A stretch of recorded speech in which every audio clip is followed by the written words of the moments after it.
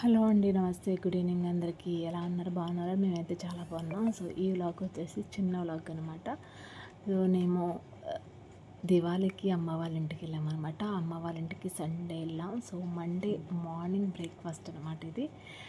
గారెలు వేసాను. ఆ రోజు నైటే అమ్మ మినపప్పు నానబెట్టేసి ఉంచింది. ఆ మార్నింగ్ మేము లేచేటప్పటికి గ్రైండర్లో కూడా వేసేసి ఉంచింది. సో దానికి ఏం కావాలనేది నేను కలిపాను. జస్ట్ ఉల్లిపాయలు, పచ్చిమిర్చి అండ్ కొంచెం కొత్తిమీర, జీలకర్ర అని వేసి కలిపేసాను. కొంచెం ఒక 2 స్పూన్ల వరకు వరిపిండి కూడా కలిపేసి అప్పుడు మధ్యలో గుర్తొచ్చిందనమాట, వీడియో క్లిప్ తీద్దాం కదా అని చెప్పేసి తీసాను అనమాట. సో ఈ యొక్క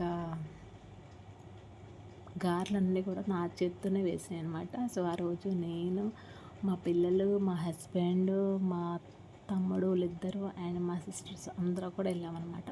సో కొంచెం హ్యాపీనెస్ని షేర్ చేసుకోవాలి కదా.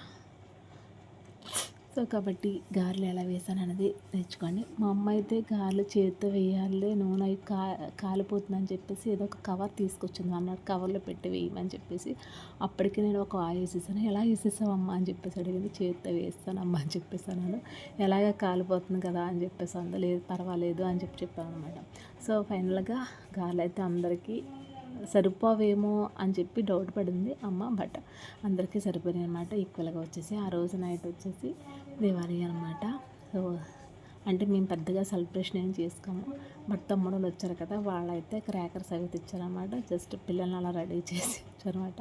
క్రాకర్స్ ఎన్ని తెచ్చారు ఏంటంటే నెక్స్ట్ వీడియోలో పోస్ట్ చేస్తాను. సో తప్పకుండా ఈ వీడియో చూస్తుంటే కనుక మిస్ అవ్వకుండా ఉండండి. సో ఈ పాప వచ్చేసి మా చెల్లి వాళ్ళ పాప అనమాట, చిన్నది.